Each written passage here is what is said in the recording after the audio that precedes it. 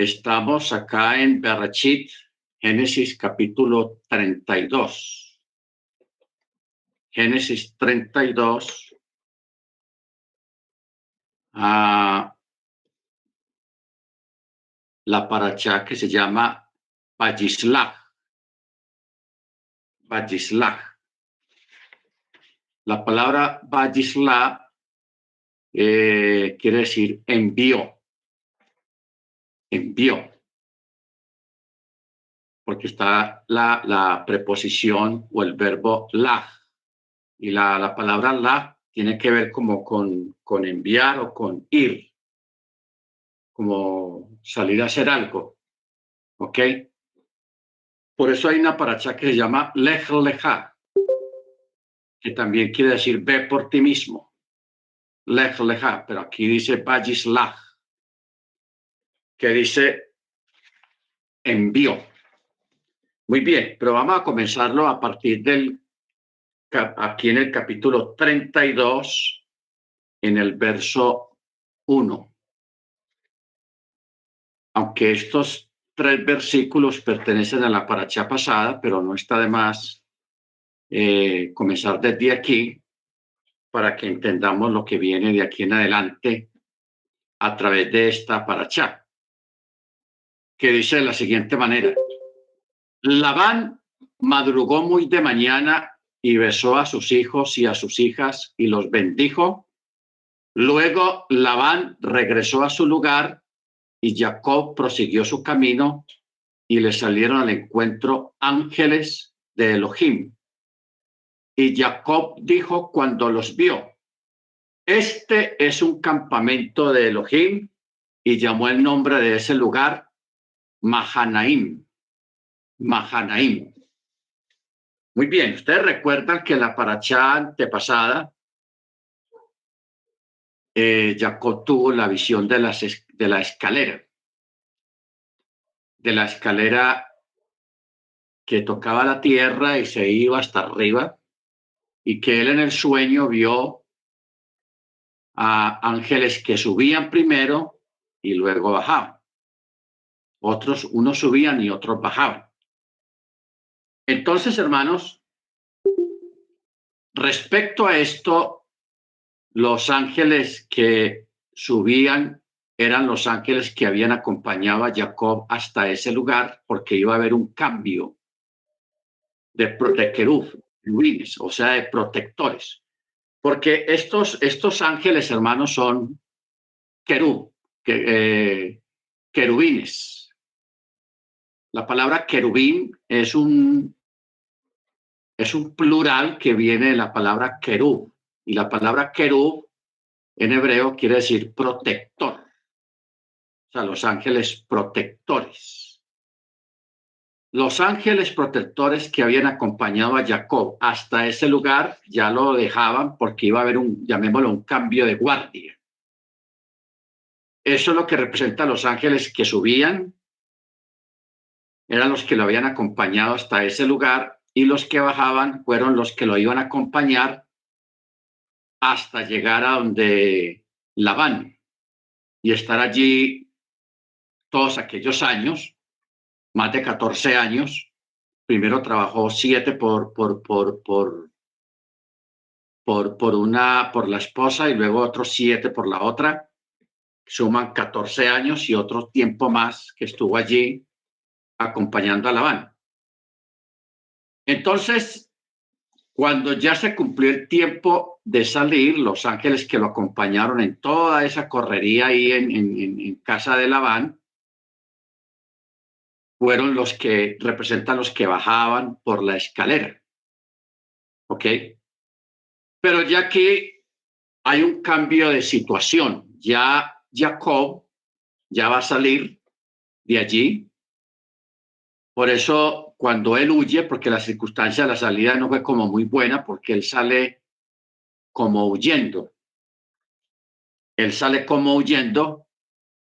Entonces, Labán se va detrás de él, posiblemente con malas intenciones de hacerle daño. Pero una noche antes de que él se topara con Jacob, que lo alcanzara en el camino, el Eterno le habla a Labán a través de un sueño y le dice que tuviera mucho cuidado, que no fuera a hacerle daño ni a tocar a Jacob por nada, porque Jacob es intocable, es intocable. Entonces Labán entendió el mensaje que el Eterno le dio a través de sueños. Entonces, de ahí es que cuando él alcanza a Jacob, sí le habla con aspereza y todo eso, pero ya no se atreve a tocarlo porque ya se lo habían advertido, ¿ok? Ya se lo habían advertido.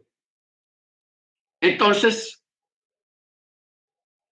esa noche Jacob hace un pacto con Labán y se quedan en buenos términos más o menos. Luego, por eso es que dice el texto, verso 1 dice, y Labán madrugó muy de mañana, besó a sus hijos y a sus hijas y los bendijo, y luego Labán regresó a su lugar y Jacob siguió su camino. Jacob siguió su camino y le salieron al encuentro ángeles de Elohim. Y Jacob dijo cuando los vio, este es un campamento de Yahweh, y llamó el nombre de ese lugar Mahanaim. Mahanaim. ¿Ok? Ahora, la palabra Mahanaim no quiere decir campamento solamente, porque mire que termina en plural, sino dos campamentos. Dos campamentos. ¿Qué quiere decir los dos campamentos? Que allí estaban los ángeles que iban con él, los que habían descendido por la escalera, y al lado, porque él estaba llegando allá a la frontera del territorio de Labán, es un territorio territorial, y ya de ahí sigue otro territorio, y los ángeles, el otro campamento, era el que estaba al otro lado de esa frontera. ¿Ok? Entonces, por eso es que Jacob, en medio de su situación, de su sufrimiento, porque él sabía que iba a encontrarse con Esaú, entonces él vio, el Eterno le permitió ver con sus ojos los dos campamentos, los que lo iban a dejar ya y los que lo iban a recibir. Cuando hablamos de campamentos, hermanos, no estamos hablando de 3, 4 personas ahí, sino que allí habían dos campamentos. Si habían dos campamentos, habían aproximadamente 1.200.000 ángeles, porque cada campamento tiene 600.000. Aquí se le llama campamento, pero también se le puede llamar legión, pero más fácil campamento, porque legión se refiere a veces a los demonios, de acuerdo al contexto, pero en este caso se refiere a malajim, a ángeles. Entonces allí habían 1.200.000 ángeles, 600 en un lado y 600 en el otro lado. ¿Por qué? Porque la presencia divina que siempre estaba con Jacob no reside en una cantidad menor de 600.000 ángeles. ¿Ok?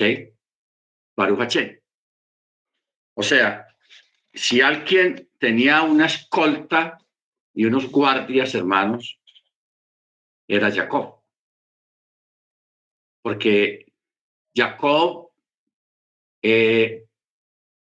aunque tenía muchas promesas de parte del Eterno, muchas bendiciones de parte del Eterno, también era una persona que sufría de acoso, sufría de persecución y de muchas cosas, porque siempre pasa eso con alguien que es de bendición, con alguien que está saliendo adelante en las cosas del Eterno y en las cosas de la Torá, siempre se convierte en blanco de críticas, en blanco de persecución, en blanco de que lo estén asoleando, asediando. Entonces, por eso el Eterno redobla sobre los creyentes su presencia y redobla su presencia a través de estos querubín, de estos querub, de estos protectores. Bendito sea el nombre del Eterno. ¿Ok? Entonces, hermanos, eso es lo que vio Jacob, vio los dos campamentos. Por eso es que la palabra Mahanaim, porque la palabra Mahanaim quiere decir dos campamentos, porque está en plural. Baruch Hashem.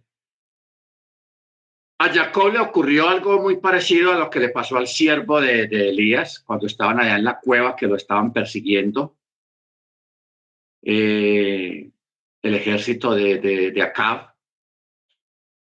Él estaba escondido con el siervo en una cueva y el siervo estaba todo nervioso, todo preocupado. ¿Qué vamos a hacer? ¿A dónde nos vamos a esconder? ¿Nos van a matar? ¿Nos van a alcanzar? Y bueno, todo eso. Entonces estaba desesperando al profeta, tanto nerviosismo y tanta cosa. Entonces el profeta ora al Eterno para que le permita al siervo ver realmente quiénes están con ellos. Entonces, de un momento a otro, el siervo le fueron abiertos sus ojos espirituales y él ve lo que los ojos naturales no ven. Él vio carros de fuego que estaban volando alrededor de la montaña y caballos también, o sea, un ejército impresionante que lo estaban cuidando a ellos, protegiendo. ¿Ok? Entonces, a Jacob le pasa algo similar. A él le es abiertos los ojos espirituales. Todos nosotros lo tenemos. No pensemos que eso fue que el Eterno puso una visión, no. Todos en nuestra Segunda de Reyes 6:17. A ver, Segunda de Reyes.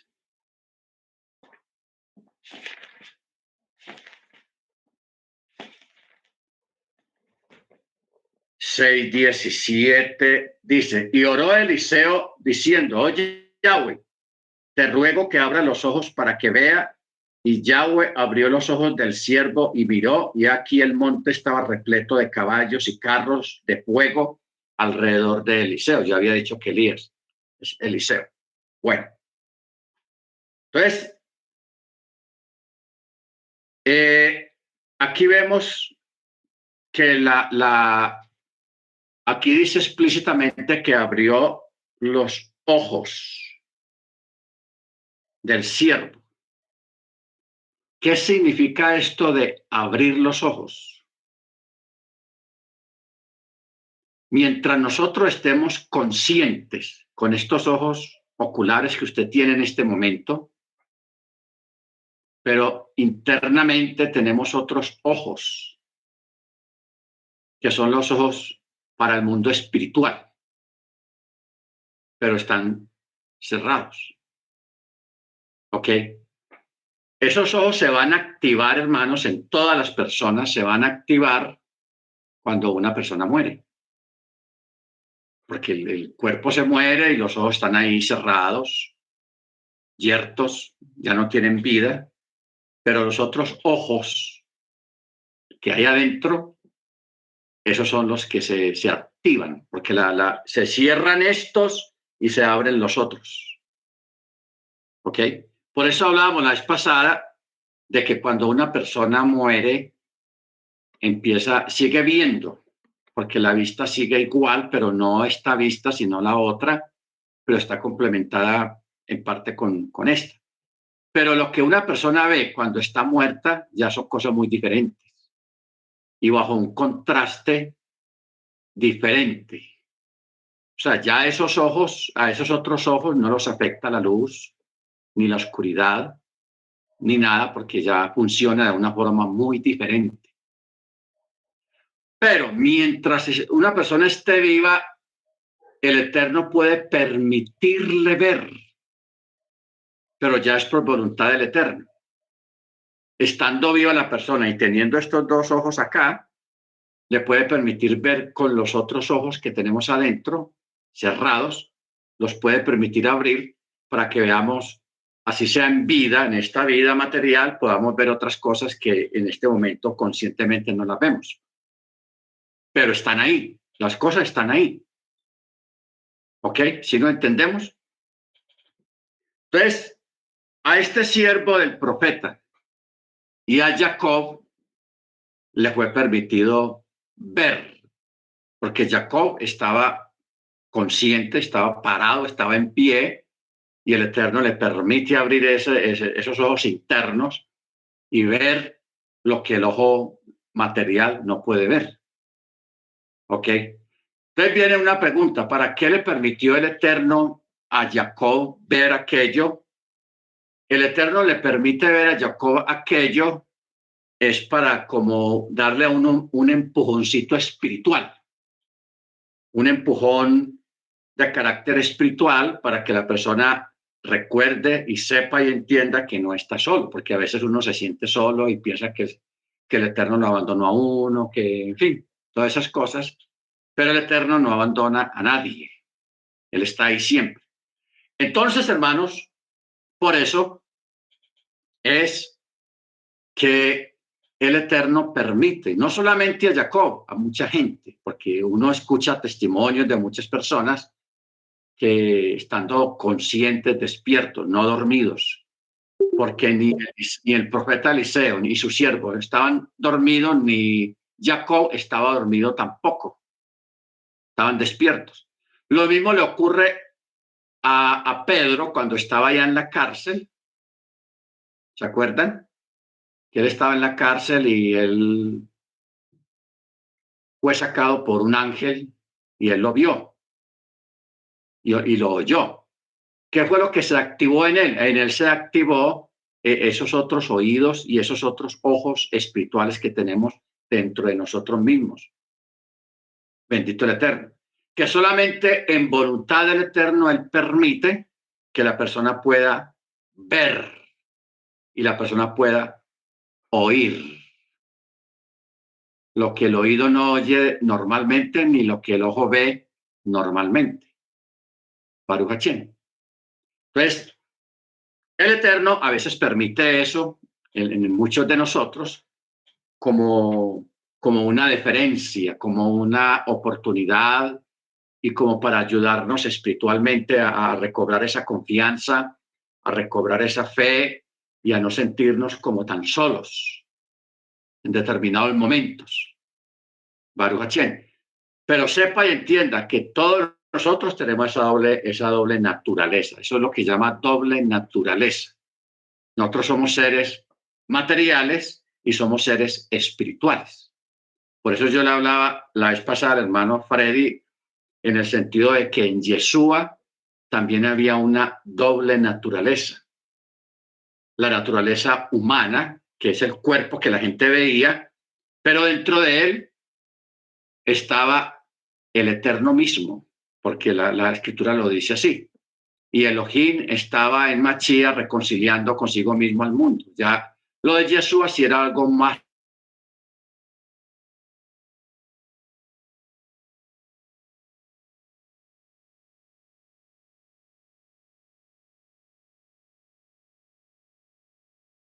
del campo de Edom.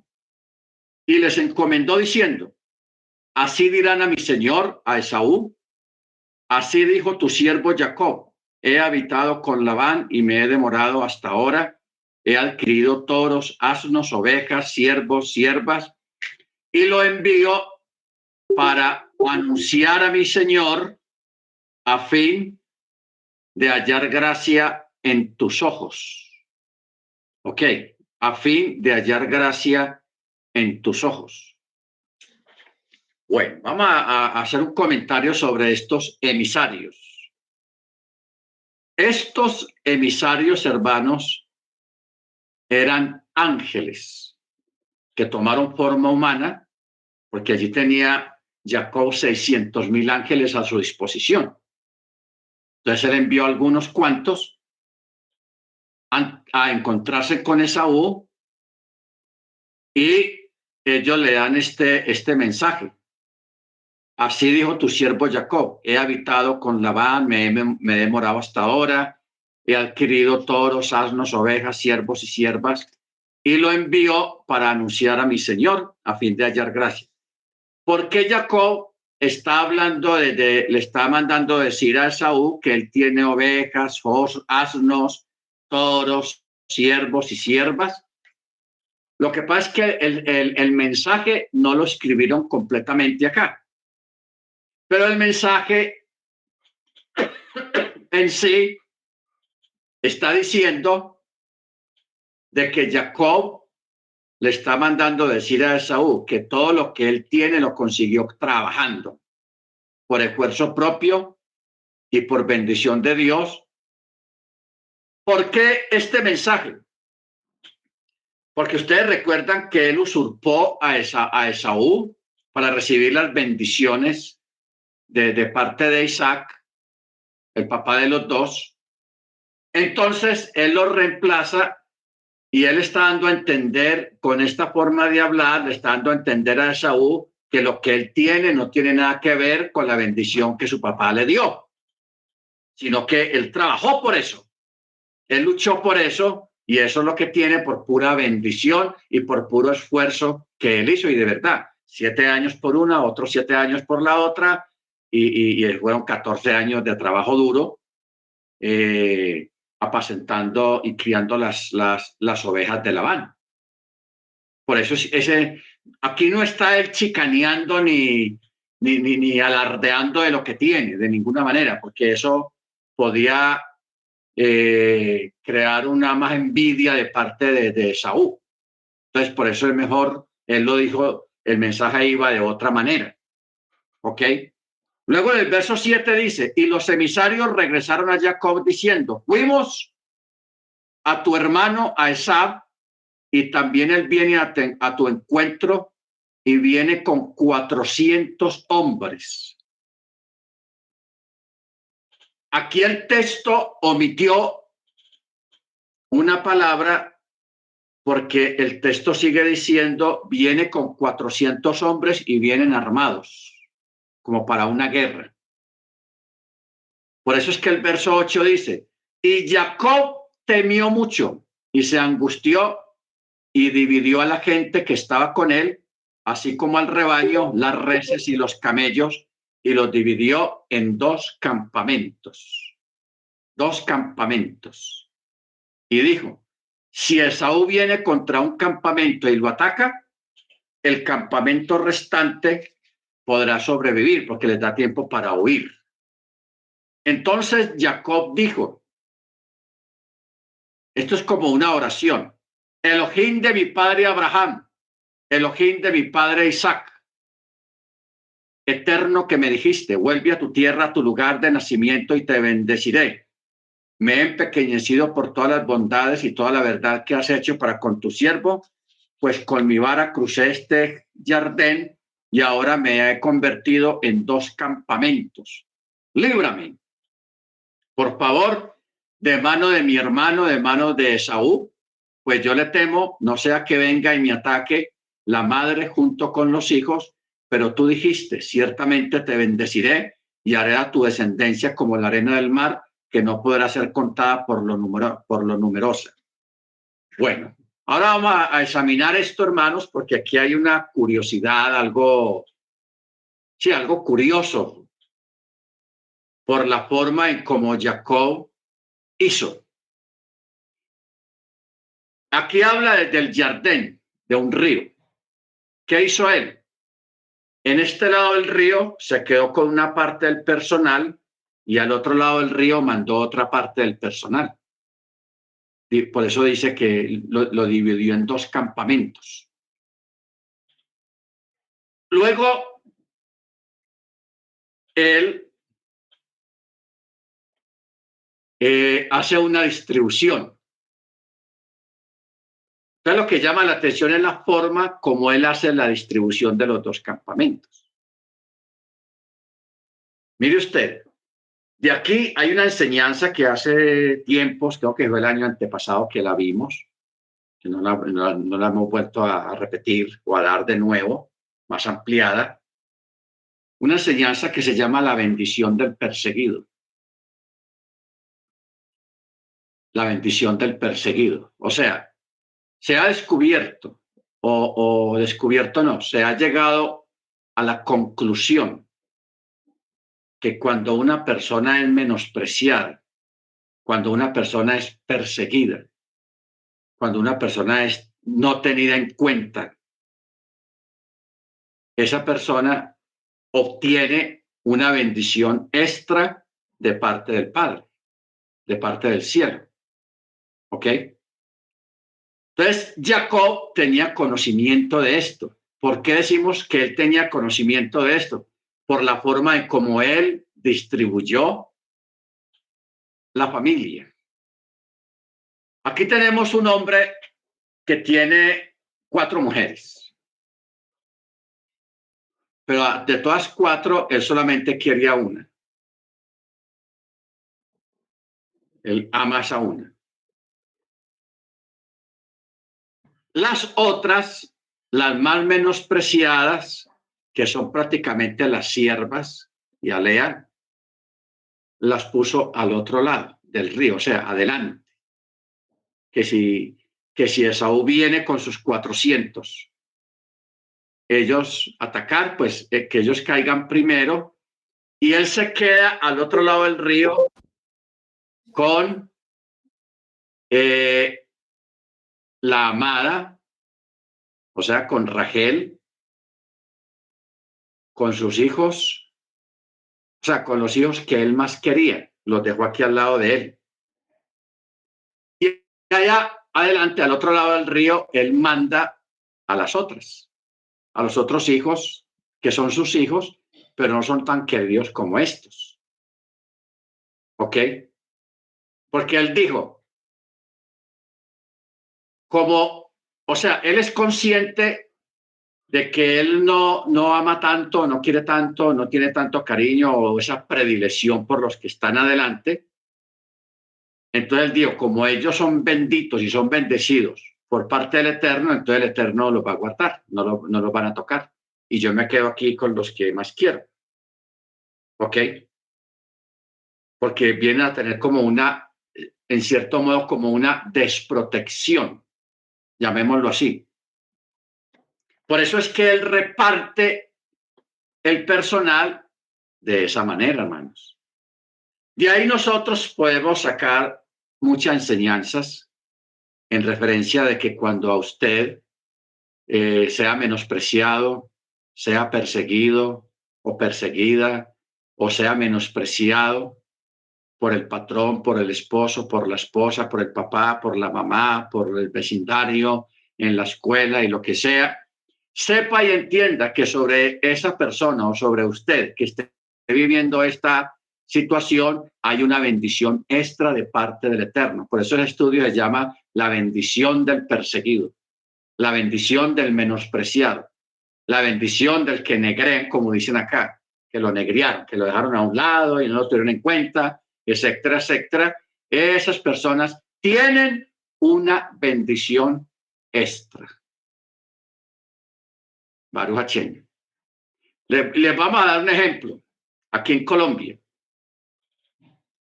Aquí en Colombia, ustedes saben que hace poco se hicieron unas elecciones y hubo cambio de presidente.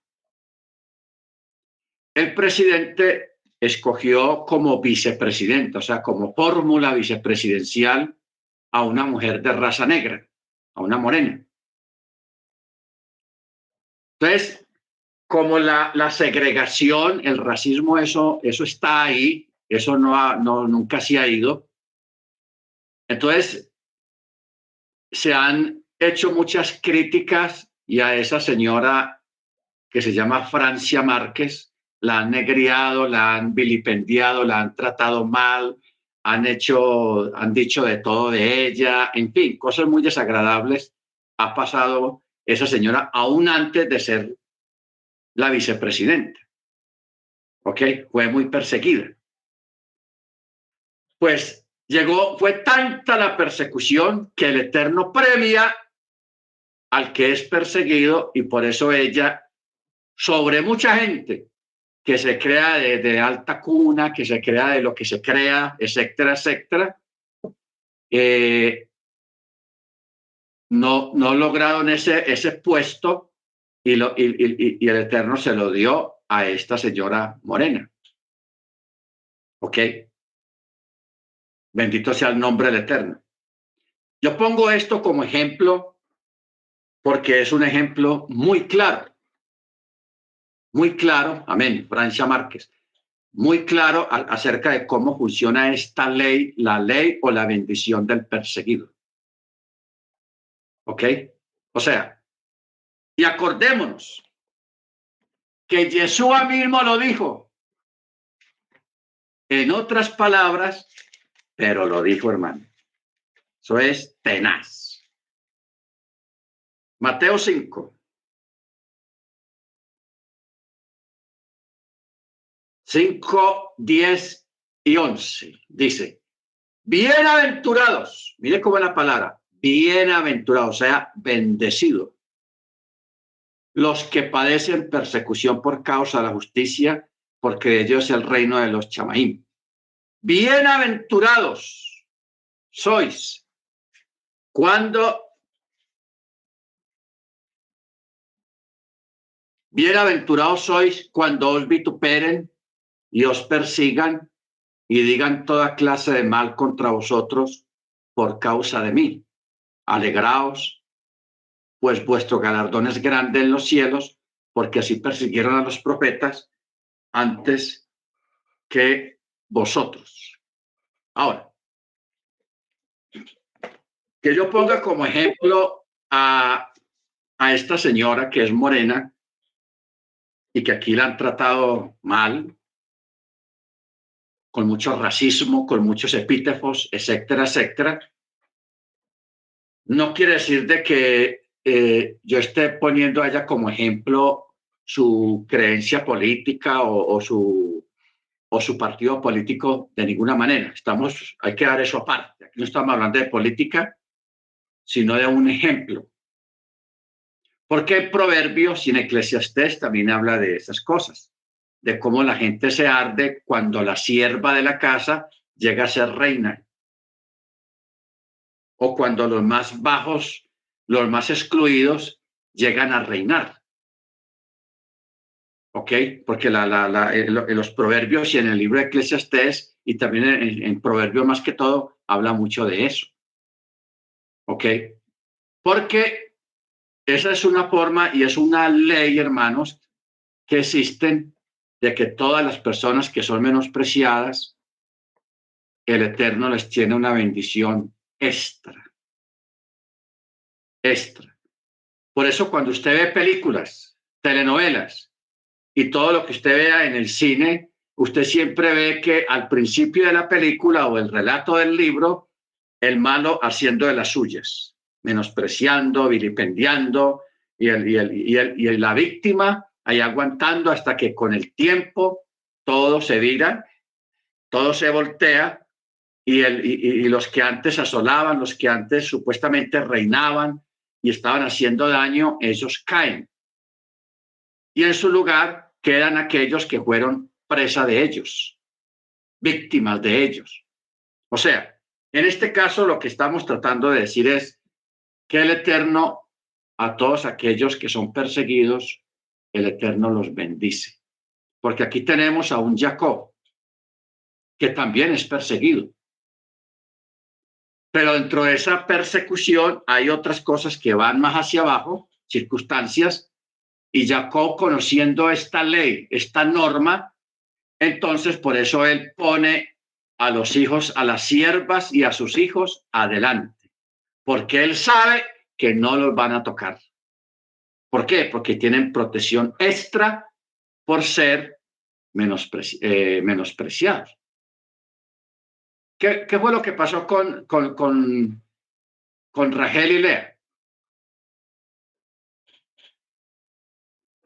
Jacob la tiene a las dos, pero él prefiere a Rachel porque él está enamorado de Rachel.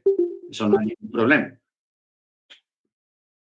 Pero entonces, debido a trampas y circunstancias, él tiene que tomar las dos mujeres, pero él quiere a Rachel.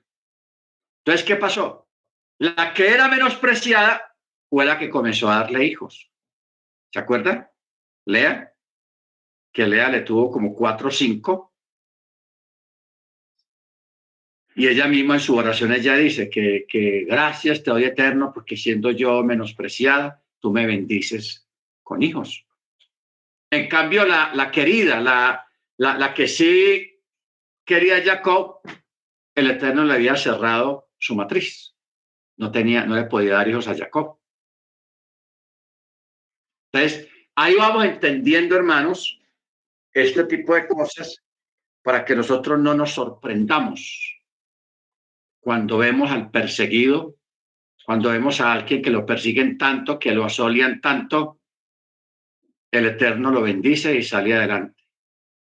Por eso, hermanos, si usted quiere no equivocarse, ojo con esto, porque a veces nosotros mismos nos equivocamos. ¿En qué sentido? De que empezamos a montar en la perseguidora a una persona, a hablar mal de esa persona, a perseguirla y a hacer comentarios y una cosa y la otra, y dele, y dele, y dele.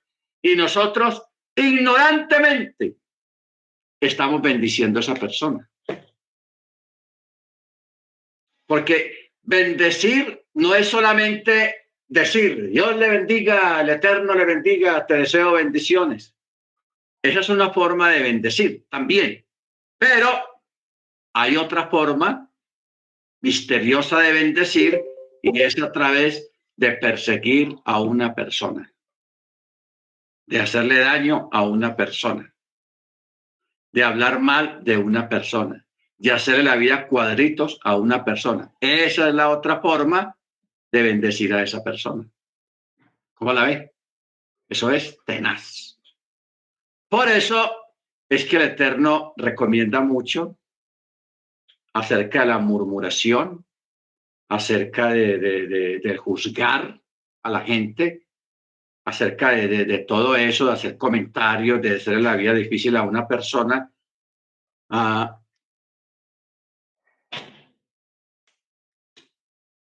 porque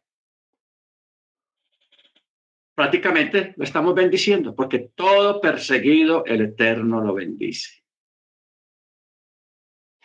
Porque haga usted la lista a través de toda la escritura, de toda la Tanakh, que el mismo Eterno se expresa y él dice, yo estoy con la viuda, con el huérfano, con el menesteroso, con el perseguido.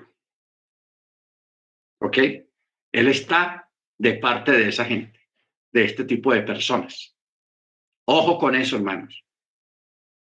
Ahora, cuando usted vea que a usted lo persiguen, que a usted hablan mal de usted, que a usted lo vilipendean, que a usted lo negrean, que a usted dicen esto y una cosa y la otra y no lo dejan tranquilo, hombre, en vez de quejarse, en vez de quejarnos, démosle gracias al Eterno. ¿Por qué? Porque hay una bienaventuranza de parte del cielo sobre usted. Amén.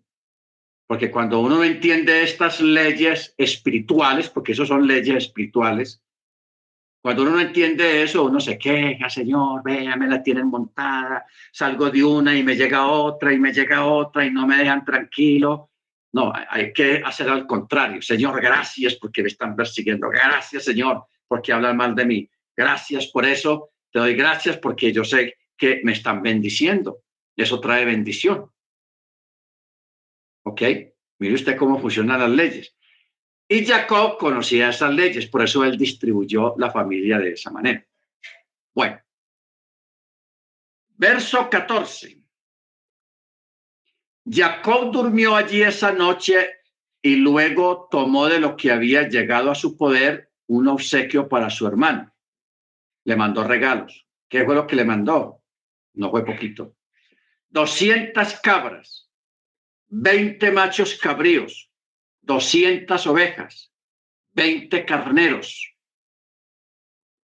30 camellas que amamantan y sus crías, 40 vacas, 10 toros, 20 asnas y 10 borricos. ¿Ah? A ver cuántos son. 220, 420, 440, 470, 510, 530, 550, 560 animales, hermanos. Eso es un hato bien grande. Y eso que no estamos contando las crías de los camellos, de las camellas. Porque dice 30 camellas que amamantan y sus crías. Pero sí, así haciendo cuentas, da como 540. Bueno, ¿para qué le envía Jacob eso a Esaú? Para calmar su ira. Porque Esaú viene a tomar venganza porque cuando el papá, antes de que el papá muriera, él dijo, cuando muera mi papá, voy a matar a Jacob porque me robó mi primogenitura, me engañó, etcétera, etcétera. Por eso el verso 17 dice, los entregó en manos de sus siervos cada hato por separado y dijo a sus siervos, pasen delante de mí y dejen un espacio entre hato y hato, y encomendó al primero diciendo, cuando mi hermano Esaú te encuentre y te pregunte, hey, ¿de quién eres tú? ¿A dónde vas? ¿Y para quién es esto que va delante de ti o este ganado? Y dirás, es de tu siervo Jacob, es un obsequio enviado a mi señor Esaú. Y aquí que también él viene detrás de nosotros. Y encomendó también al segundo y al tercero, y así como a todos los que iban tras los hatos, diciendo, de este modo hablarán a Esaú cuando lo encuentre. Y dirán, además, he aquí tu siervo Jacob viene atrás. Pues dijo, así apaciguaré la ira con el obsequio que va delante de mí, después veré su rostro, quizá me perdone. Así pues, el obsequio pasó delante de él, pero él durmió esa noche en el campamento que estaba a este lado del río. Y se levantó esa noche, tomó a sus 2 mujeres y a sus 2 siervas y a sus 11 hijos y pasó el vado de Jaboc. Los tomó y los hizo atravesar el arroyo e hizo pasar lo que poseía, y Jacob se quedó solo y un hombre luchó con él hasta que despuntó el alba. Hasta que despuntó el alba. Bueno, vamos a mirar algo acá. Sí. Vayabek, Ich, Imo, Al, Alot, Hachahat. Bueno, hasta que despuntó el alba. Aquí está la palabra Ich y está punteada. Está punteada dando a entender de que no era un hombre común y corriente. Esta misma expresión que hay acá y la forma como está punteada, también está punteada cuando Joseph, el papá, lo envió a buscar a sus hermanos, que sus hermanos se habían movido del lugar donde Joseph sabía que el papá le había dicho que estaban, ellos se movieron para otro lado. Cuando Joseph llega ahí, pues no los ve y se preocupa. Entonces, el texto dice de que de un momento a otro apareció un Ish, un hombre, un varón, y Joseph se acercó a él y le preguntó que si él sabía dónde estaban los hermanos. Y el ángel le dijo, sí, ellos están en tal y tal y tal y tal parte. De una le dijo, ¿dónde estaban? Ahora, cuando dice, y se acercó a tal hombre, a un varón, que también dice Ich, también está punteado, dando a entender de que no era un hombre común y corriente, sino que era un malaj, era un ángel, que el Eterno puso ahí, porque Joseph tenía que ir a encontrarse con su destino, y el ángel tenía que decirle exactamente dónde estaban sus hermanos para que Joseph fuera para allá. Bendito el Eterno. Entonces, en este caso, también el texto acá está punteado. Se llama Masora. Tiene unos símbolos ahí encima que no son normales dentro del texto hebreo, dando a entender de que no es un hombre común y corriente. Luego en el verso 26, verso 25 dice, y Jacob se quedó solo, y un hombre luchó con él hasta que despuntó el alba, pero al ver que no podía con él, golpeó el encaje de su muslo y se dislocó el encaje del muslo de Jacob al luchar con él. Y el hombre le dijo a Jacob: déjame ir, pues ya ha despuntado el alba, o sea, ya va a amanecer. Pero él le dijo: no te dejaré ir a menos que me bendigas. Y él le pregunta: ¿cuál es tu nombre? Y él dijo a Jacob: ya no se dirá más tu nombre Jacob, sino Israel, pues has luchado con lo divino y con los hombres y has prevalecido. Preguntó de nuevo Jacob y dijo: por favor, declárame tu nombre. Y él le dijo: ¿por qué preguntas por mi nombre? Y lo bendijo allí. Y Jacob llamó el nombre de ese lugar Peniel, porque significa, pues he visto a Yahweh, o he visto lo divino cara a cara, y se salvó mi alma. Bueno, vamos a hacer un comentario acerca de esto. Yo quiero recordarles, hermanos, que el judaísmo, en cuanto a estos temas, están divididos. Por eso en la época de Machía estaban los fariseos y estaban los saduceos. Los fariseos creían en los ángeles, en los espíritus, o sea, en el mundo invisible, y creían en la resurrección. Los saduceos no. Los saduceos no creían en los ángeles, no creían en los espíritus, porque eran muy letristas y eran muy materialistas. O sea, materialista en el sentido de que ver para creer, o tocar para creer, palpar, o ver para creer. Entonces ellos todo lo espiritualizaban, porque ellos no creían ni en la resurrección. Los saduceos no creían en la resurrección. No sé cómo pueda, qué tipo de esperanza pueda tener la escuela saducea si lo que a uno lo mantiene con vida y caminando y perseverando es la esperanza de la resurrección. Pero los saduceos no creían en la resurrección. Entonces, ¿qué pasa? El sector del judaísmo que no cree que existan los ángeles, y menos que el Eterno se pueda manifestar,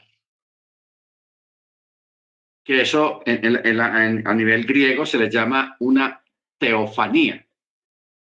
Una teofanía.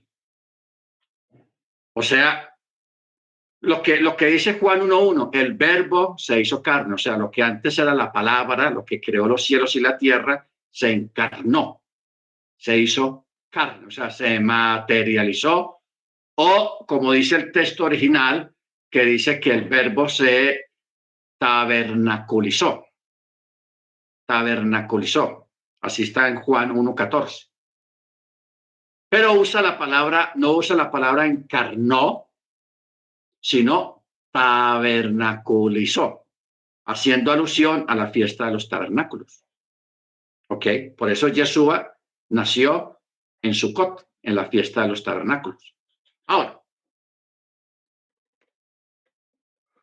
cuando viene la escuela o este sector judío o israelita que no cree en los espíritus, no cree en los ángeles, entonces cuando ellos se encuentran con estos textos, por ejemplo en el de Joseph, en el de que leímos ahora de Eliseo en la cueva,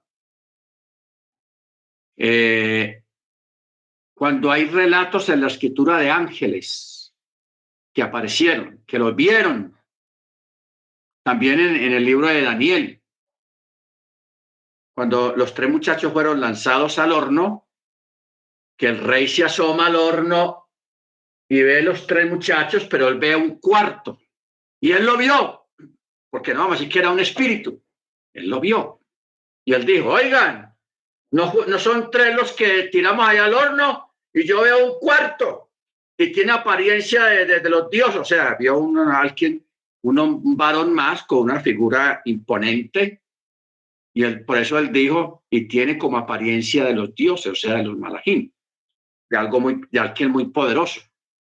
Entonces estamos hablando de gente que vio literalmente la aparición, el varón, el ángel. Entonces, ¿qué ocurre? La escuela saducea, los que todavía conservan esa escuela hoy en día, cuando se topan con estos textos, aquellos tres que fueron donde Abraham también, que el del centro era el mismo eterno también. Entonces, ¿cómo explican los que no creen en estas cosas? ¿Cómo justifican ellos esos textos? Porque están ahí. Ellos lo espiritualizan y dicen que fue una visión.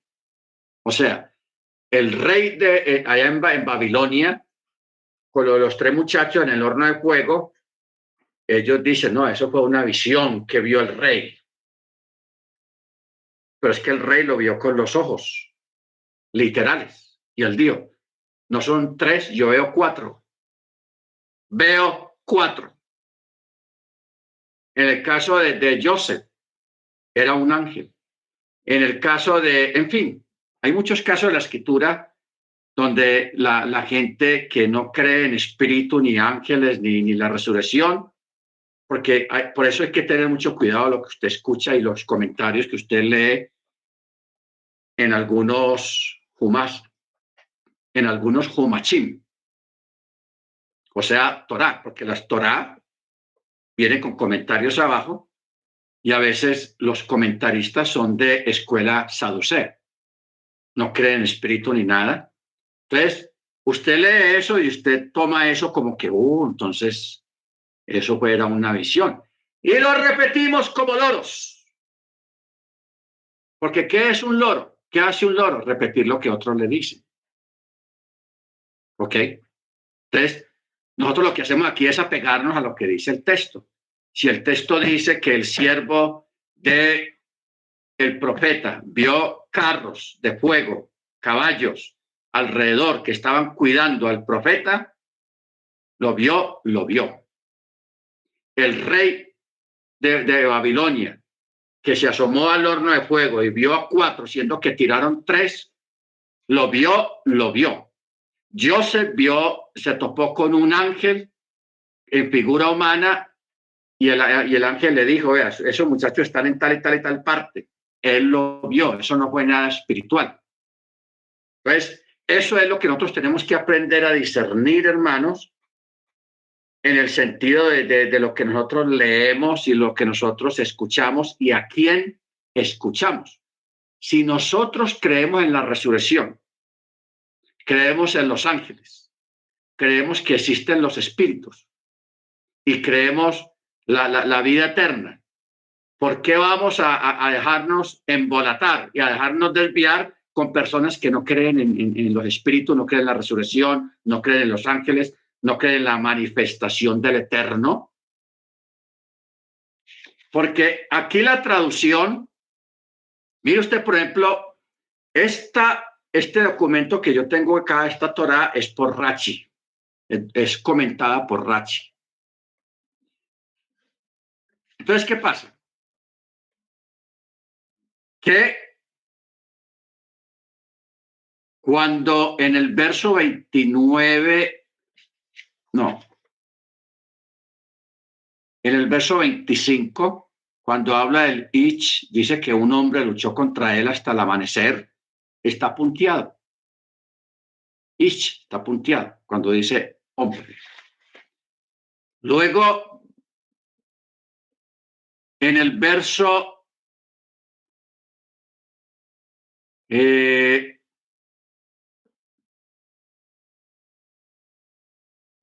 verso 29, aquí, dice, Bayomer, o sea, y aquel le dijo, ya no se dirá que tu nombre es Jacob, sino Yisrael. Allí le cambian el nombre de Jacob por Israel.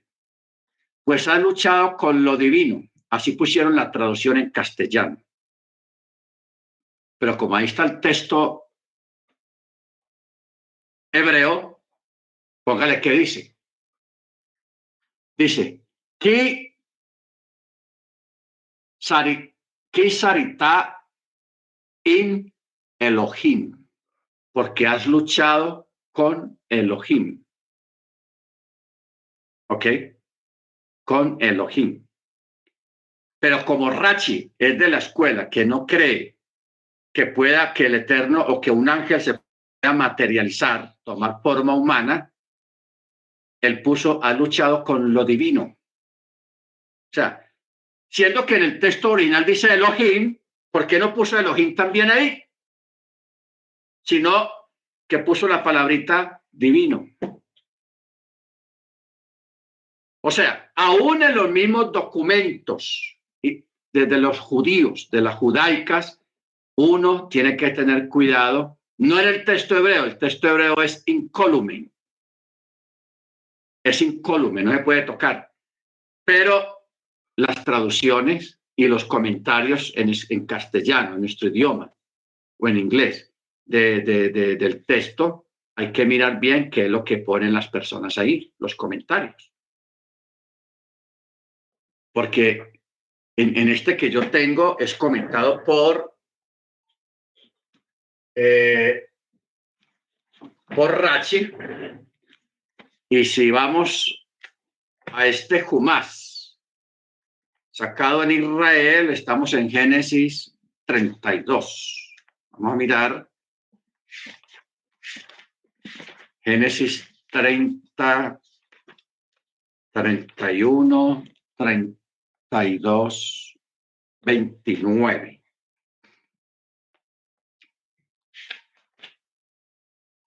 (32, 29).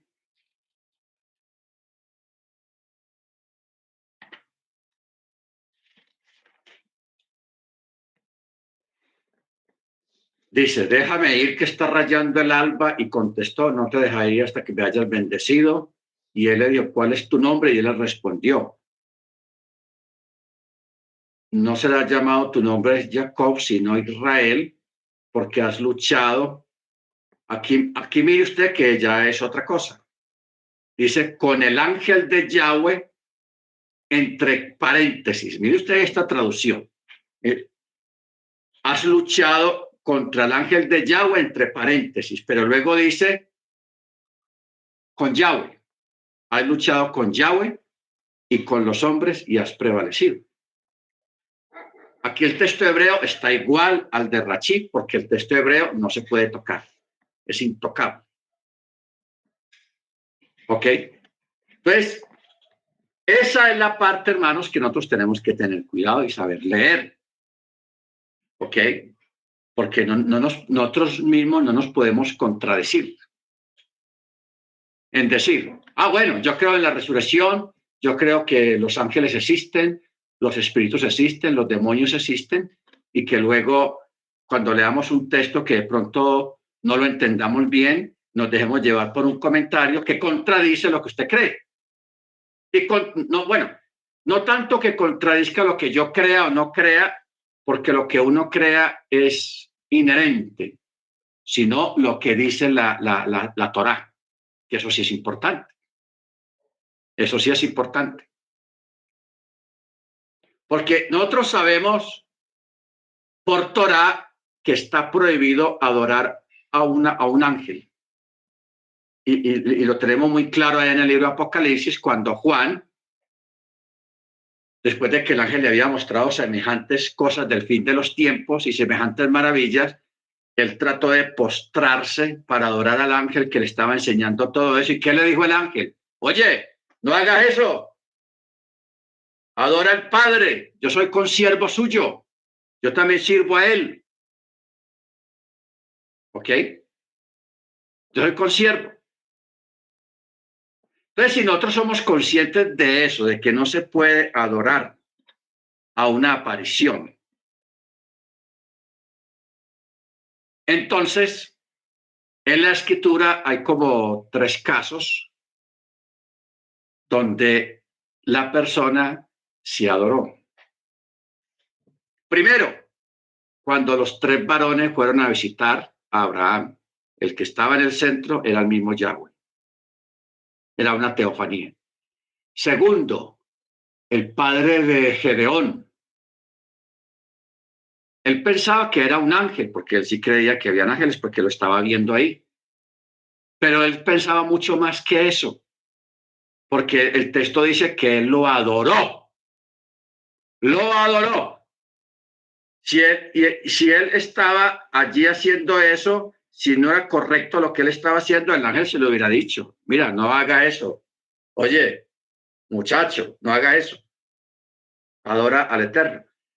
Pero no, aquel ángel sí se dejó adorar, porque el relato dice de que este hombre, él le dijo, espérame, yo voy a hacer una libación, o sea, a hervir un agua en aceite, con grasa, para ofrecerlo en libación, porque el ángel, la aparición, aquel ángel estaba en una piedra grande, estaba arriba en la piedra. Entonces, el hombre se fue con su olla y la puso a hervir y ya hervida la tiró sobre la piedra en ofrenda de libación y dice que adoró al ángel y el ángel se fue hacia arriba como en una columna de fuego. Era el mismo Eterno.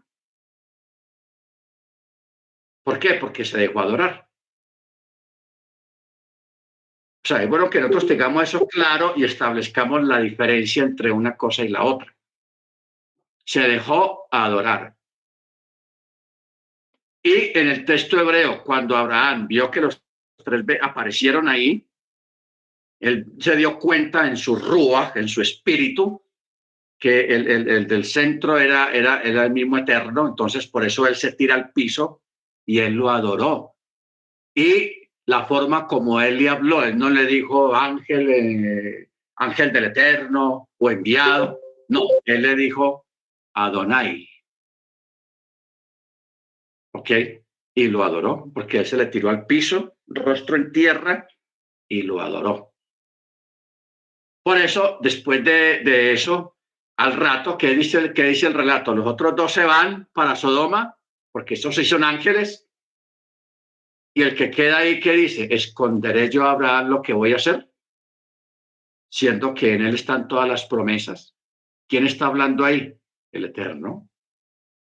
De ahí viene un diálogo directo con Abraham. Señor, matarás a todos, a toda esa gente, y si de pronto hay 100 justos ahí, usted los va a matar también, los va a destruir. El Eterno le dice, no, pues si hay 100, pero no habían 100, entonces 50, y usted ve la lista que empieza a rebajar hasta que realmente solamente había uno. Hermano Freddy.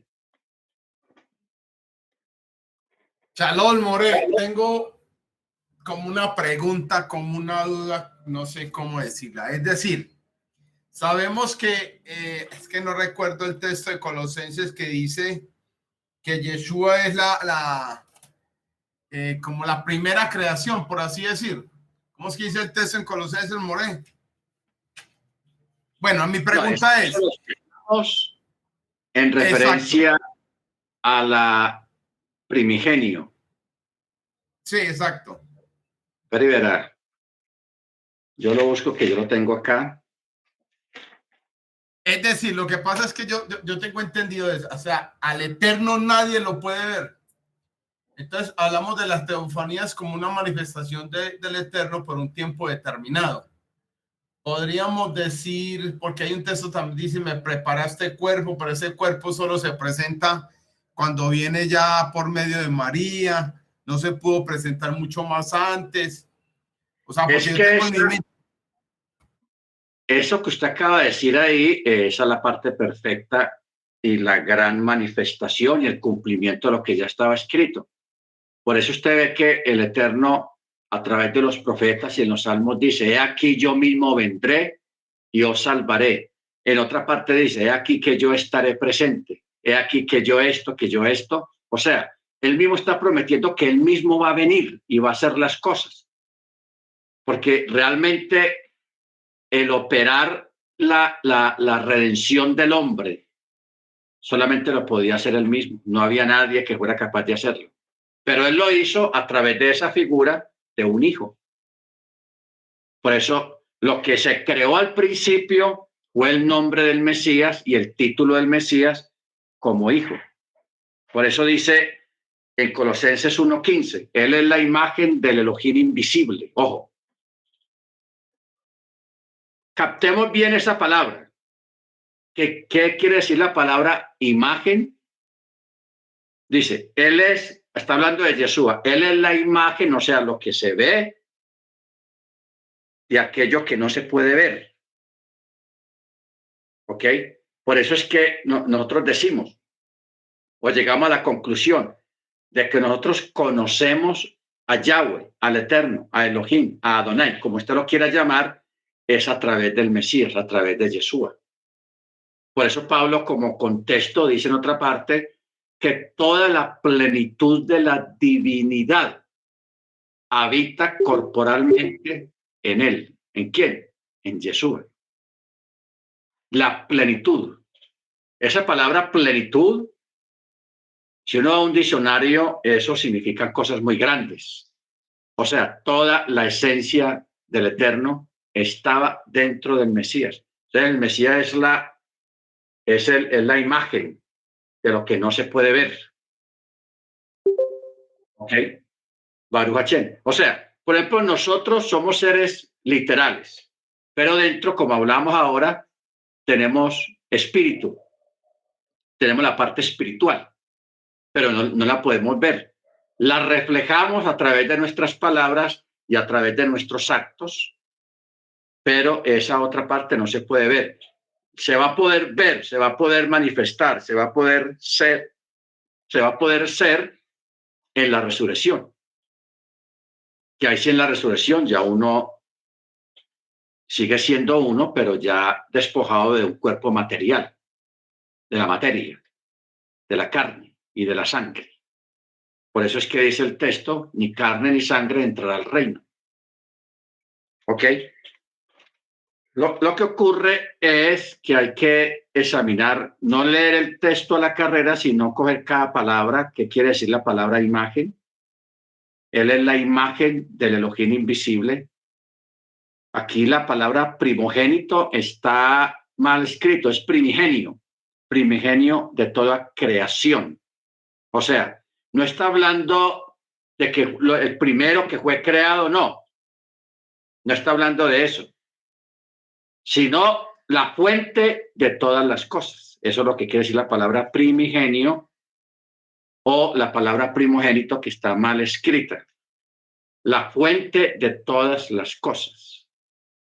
O sea, en palabras modernas se le llama la fuente de todo o el origen de todo. Por eso dice primigenio de toda la creación. O sea, él es el origen de todo lo creado.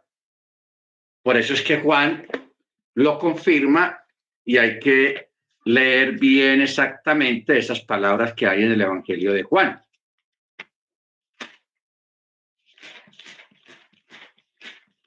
Mire cómo dice Juan. Dice, capítulo 1 dice, en un principio estaba en Yahweh. Todas las cosas por él fueron hechas. Y sin él, nada de lo que ha sido hecho fue hecho. Aquí está hablando de origen. Está hablando de fuente. Por eso dice, sin él nada de lo que ha sido hecho fue hecho. En él había vida y la vida era la luz de los hombres. La luz resplandece en las tinieblas y las tinieblas no prevalecieron contra ella. Luego, en el verso 10 dice, estaba en el mundo, cuando Yeshua vino, dice, estaba en el mundo y el mundo fue hecho por él. Pero el mundo no lo conoció. A lo suyo vino y los suyos no lo recibieron. Entonces, Luego en el verso 14 dice, y el logos, o sea, la palabra que está ahí mismo en el verso 1. Ojo con esto. ¿Qué dice el verso 1? En el principio era la Dabar, y la Dabar estaba en Yahweh, y Yahweh era la Dabar. Luego en el verso 14 dice, y la Dabar se hizo carne y tabernaculizó entre nosotros. ¿Ok? Tabernaculizó entre nosotros y contemplamos su gloria, gloria como el unigénito, lleno de gracia y de verdad. ¿Se da cuenta? Entonces, ahí está hablando siempre de una misma esencia que tomó forma, tomó un cuerpo que se dice tabernaculizar. Por eso mire usted el misterio de la fiesta de Sukkot. ¿Qué es la fiesta de Sukkot? Construir unas cabañas rústicas, sencillas, sin mucho adorno, y durante que dure la fiesta, entrar dentro de la cabaña. Entrar y habitar en ella.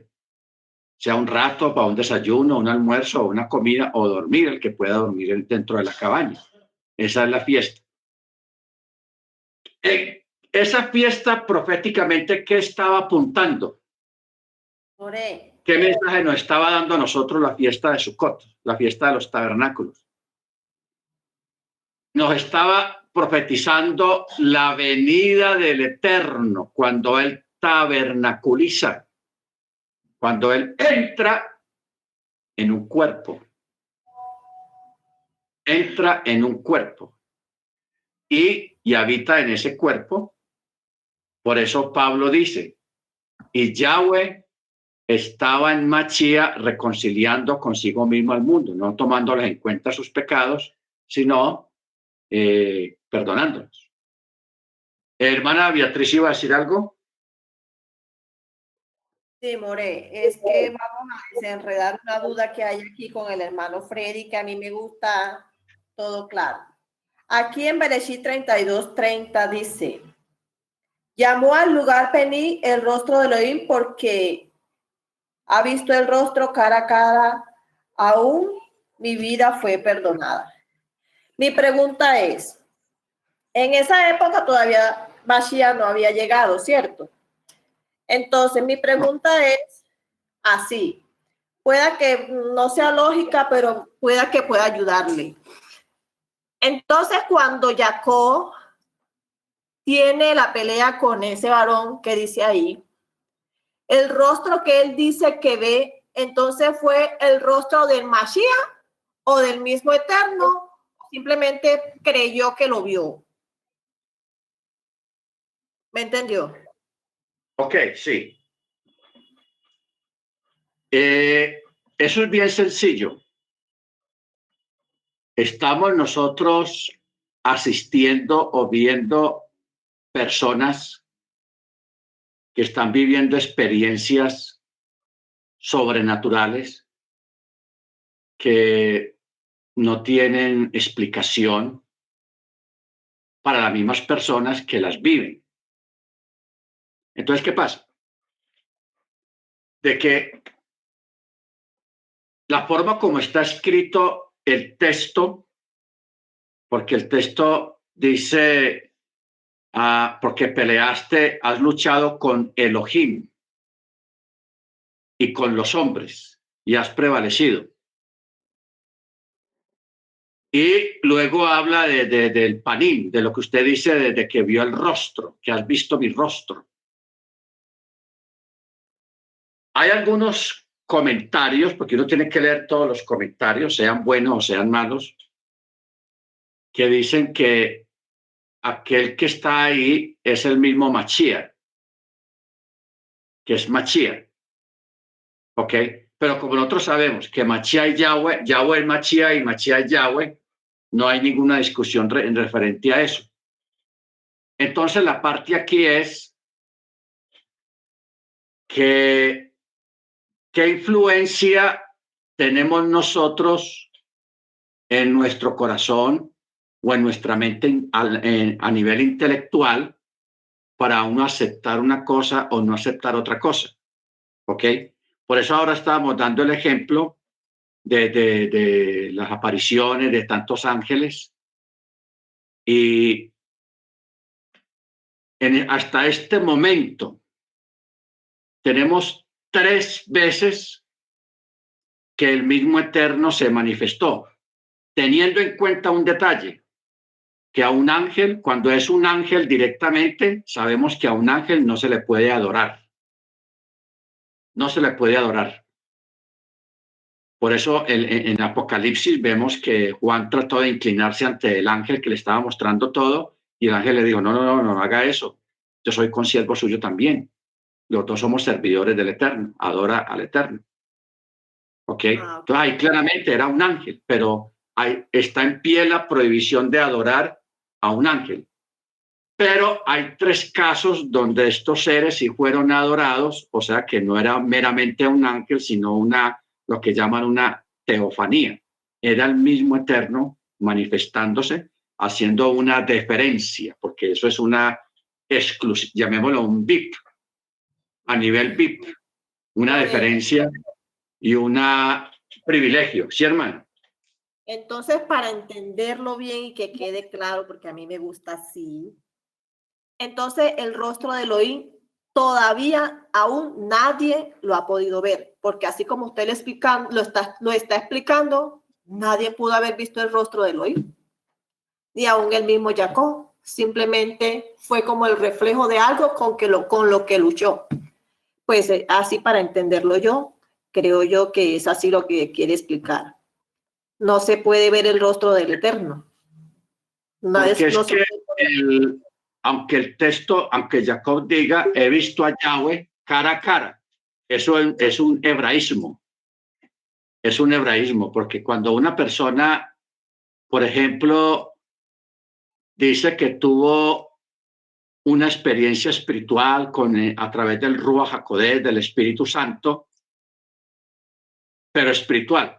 Entonces la persona cuando cuenta lo que vivió, él dice, no, yo estuve con el Señor, yo estuve con el Señor. O sea, es una forma de decir en referencia a algo que no se puede ver literalmente, pero en el caso de Jacob, en el caso del rey de Babilonia, en el caso del papá de Gedeón, ellos sí vieron un ser, una figura que tenía un rostro, pero ese rostro no quiere decir que sea directamente el rostro del Eterno.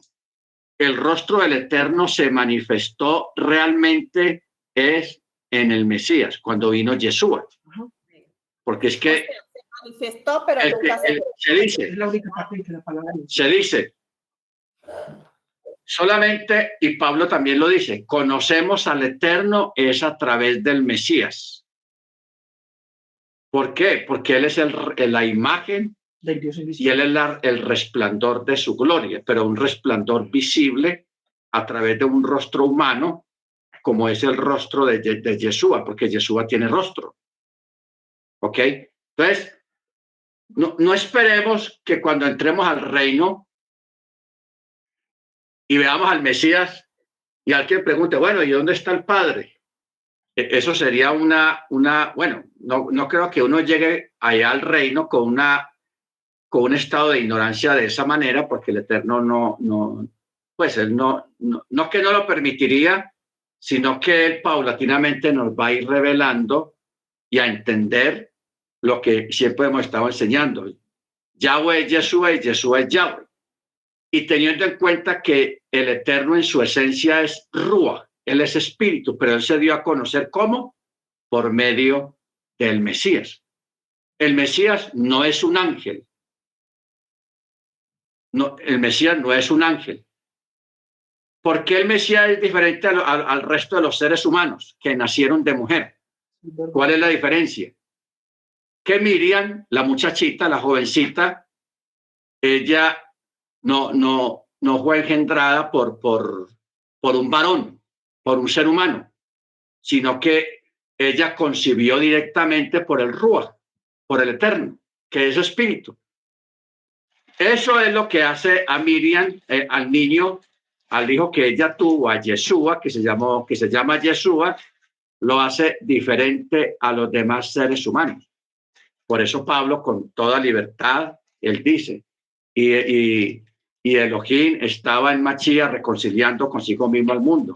Y en otra parte dice, y toda la plenitud de la deidad estaba en Mashiach. Allá en Timoteo también dice, hablando de eso, de grande es el misterio de la piedad.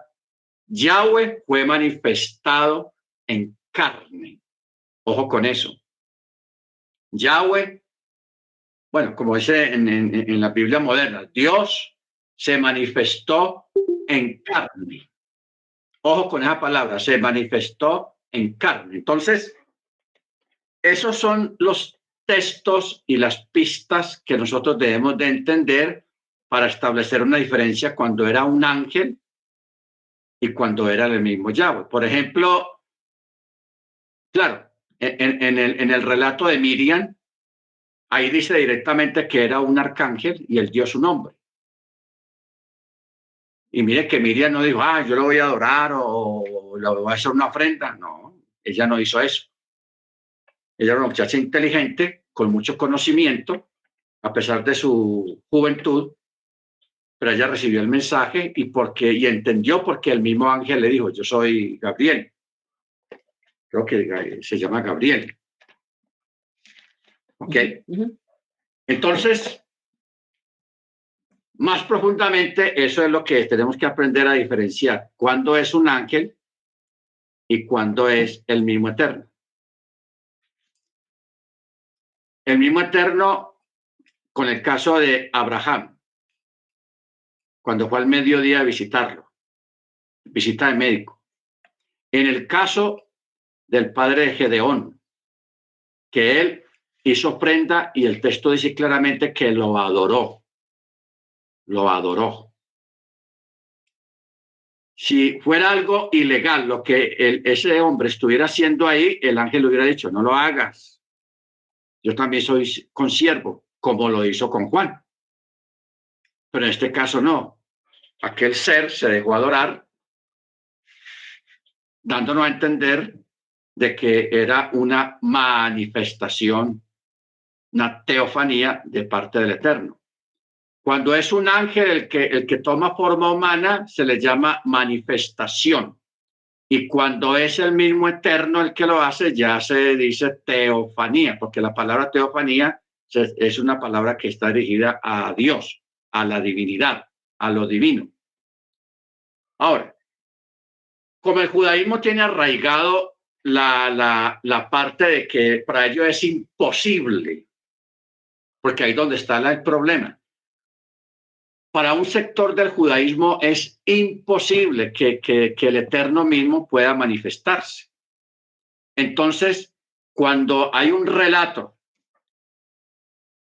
en la misma escritura, en la misma Torá, donde el Eterno mismo se está manifestando, ellos les da duro leer lo que están leyendo, por eso cambian el sentido. Por eso es que aquí, en la traducción al castellano, en esta Torá de Rachi, dice, pues has luchado con lo divino y con los hombres, o sea, como esquivando decir directamente, Yahweh, y punto.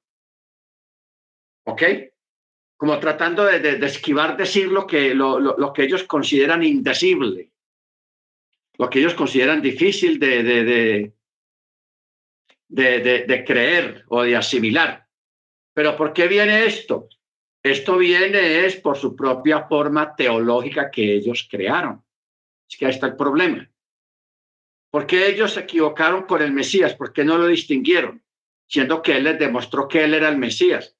Porque ellos habían creado una teología, una forma de enseñanza acerca del Mesías, que cuando vino el Mesías, ellos dijeron, ese no es, porque según los escritos, según lo que dijo Rachi, o lo que dijo, no, Rachi no, lo que dijo Gamaliel, o lo que dijo Gilel, o lo que dijo Chamay, no encajan, porque ellos ya no se guiaron por la Torá ni por los profetas, sino por los rabinos, por los sabios que ellos habían tenido en esa época. Se guiaron fue por los escritos.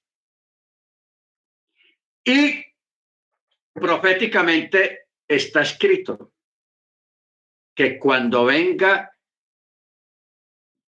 Mesías viniera, no lo iban a distinguir.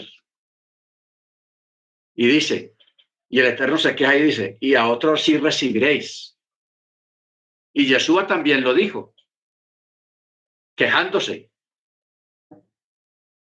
Porque miren ustedes que vino Juan el Bautista, Juan el Inmersor, y ellos no lo reconocieron. Increíble. Pastor. Y estaba, he aquí envío mi mensajero delante de mí, el cual preparará el camino, hablando de Juan. A él oír. Y vino Juan, les demostró quién era él, porque Juan no hizo milagros, porque Juan era un mensajero, no hizo milagros, pero sí tenía una palabra poderosa y potente, y más sin embargo no lo distinguieron. Entonces uno se pregunta, ¿qué le pasó al judaísmo del primer siglo que no distinguieron ni a Juan y tampoco distinguieron a Yeshua? Porque si hubieran distinguido a Johanán, a Juan, hubieran distinguido a Yeshua. ¿Por qué? Porque Juan presentó al Mesías y le dijo a la gente, he aquí el Cordero de Elohim que quita el pecado del mundo. A él oír, a él síganlo y de él. Entonces, ¿por qué no lo distinguieron? Primero, porque el Eterno puso un velo. Y segundo, por ese velo estaba justificado a través de la teología acerca de la enseñanza de los ancianos que ellos tenían en esa época, que los desviaron. ¿Qué va a pasar ahora en el futuro? Que cuando venga el antimachía, ellos lo van a aceptar, porque van a decir, este sí es, y se van a equivocar. Y Yeshua lo dijo, y los profetas también dijeron eso, que cuando venga el que no es, a ese sí le van a decir que sí es. Entonces, por eso, hermanos, hay que tener un poco de cuidado con los comentarios rabínicos que uno lee en los Toratot, en la Torá, o en los videos de muchos rabinos que hacen sus comentarios. Y hay que tener mucho cuidado y expurgarlos bien, pasarlos por el sedazo de la misma Torá para uno no caer en descrédito, porque, hermanos, el judaísmo ha cometido 2 errores a través de la historia muy grandes. El primero fue cuando rechazaron al Mesías. Y Juan mismo lo dijo, a lo suyo vino y los suyos no la recibieron. Y la segunda, que no ha pasado todavía, que viene, es que viene el anticristo, el antimachía, y ellos sí lo van a recibir. Se van a equivocar. Se van a equivocar. ¿Por qué? Porque uno lee estos libros acerca de lo que piensan los judíos ortodoxos acerca del Mesías. Entonces ellos se explayan haciendo comentarios y alocuciones. El Mesías va a ser así, y el Mesías aquí, y el Mesías allá. ¿Por qué no ir a la palabra? Si la palabra está ahí. Cuando hablan acerca del Mesías. O sea, toda la Torá, la Tanakh, los profetas y los salmos hablaban del Mesías. Pero ¿qué pasó con ellos? Ellos dejaron a un lado estos escritos y crearon sus propios escritos rabínicos, se llaman, acerca del Mesías. Por eso todo el judaísmo desde el primer siglo tenía una imagen mesiánica muy diferente a la que estaba escrito en la Torá, en la Tanakh. Muy alejada. Tenían un concepto y una imagen muy equivocada. Vino el Mesías, este no es. No. ¿Por qué no? Porque Gilel dijo esto y esto del Mesías, Shammai dijo esto del Mesías, y otro fulano, Gamaliel, dijo esto del Mesías. Entonces, o sea, ellos le creyeron más a estos maestros que a la misma Torá, que a los profetas, que a los salmos. Ese fue el gran error. Y ese error sigue ahí todavía en este tiempo. Nosotros estamos esperando que aparezca el antimachía, el anticristo. Y nosotros somos conscientes de que nosotros no debemos de prestarle atención al anticristo. Rechazarlo completamente. No, usted no. Porque usted es un anticristo, usted es un antimachía. Pero ¿qué va a pasar?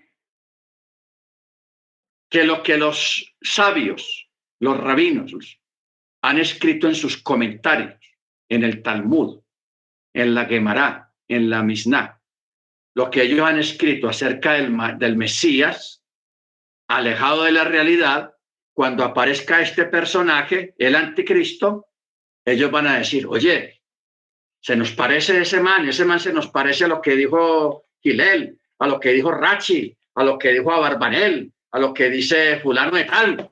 Yo creo que ese es el Mesías, el anticristo. Y lo van a aceptar, porque eso está escrito ya.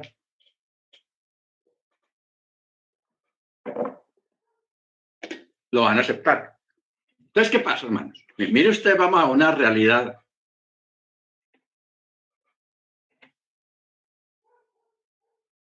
Si nosotros nos dejamos guiar por el Ruach, primeramente, por la Tanakh y por el Brit Hadashah. El Brit Hadashah nos es de mucha ayuda, o sea, el Nuevo Testamento nos es de mucha ayuda para nosotros distinguir el anticristo. ¿Ok? Para distinguirlo. Para nosotros el Mesías ya vino. Se llama Yeshua Hamashiach. Ya vino. Y está en su trono, en su gloria. Y él dijo, me voy, no los voy a dejar huérfanos. Voy a volver, pero a nivel de Rúa, en mi espíritu. Y eso es lo que nosotros tenemos adentro y lo que nos guía a toda verdad. Entonces, ¿qué pasa? El judaísmo milenario que viene ahí, estamos hablando solamente a nivel de estudio del tema del Mesías, no de otros temas. Los judíos en otros temas sí tienen razón, en otros no tienen razón. Pero estamos hablando en este caso de parte del Mesías, porque el judaísmo ortodoxo no cree que Yeshua sea el Mesías. Ellos todavía están esperando al Mesías primario. Entonces han creado toda esa literatura. Cuando aparezca el anticristo, el antimachía, a ellos les va a encajar en su literatura. Y este parece un poquito. Se parece. O sea, la debacle más grande que sufrió el judaísmo cuando nombraron un Machía, porque ellos han nombrado como 14 Mesías a través de la historia. Pero el más terrible y el más escandaloso fue, se me fue el nombre, Akiva, bueno, que fue en la época 100 años después de Machía, un tiempo después de los apóstoles, que erigieron a un hombre que se levantó en contra de los romanos, un guerrero, un hombre valiente. Entonces, varias escuelas rabínicas dijeron, este es el Mesías, porque nos va a librar de Roma.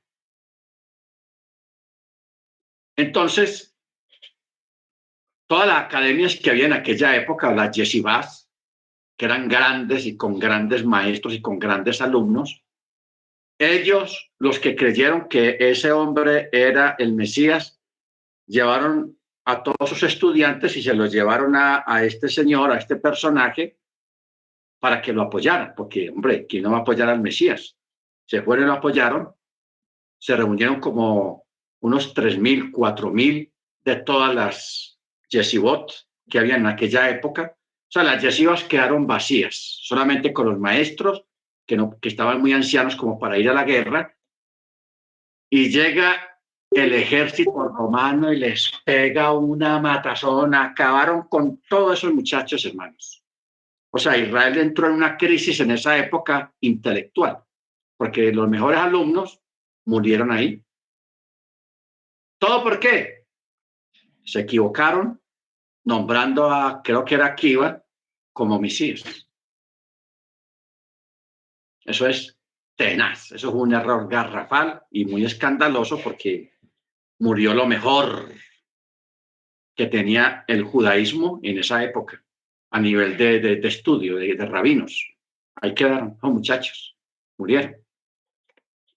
Y el otro que viene es cuando aparezca el anticristo, porque el anticristo no va a venir aquí hablando vulgaridades y hablando de violencia, no, el hombre viene con Torah, viene tipo bien educado, bien entendido, bien preparado. O sea, el hombre no vaya a pensar usted que el hombre viene con una metralleta en la mano a dar bala, no. Viene un tipo preparado intelectualmente, preparado en la Torá, ¿ok? Y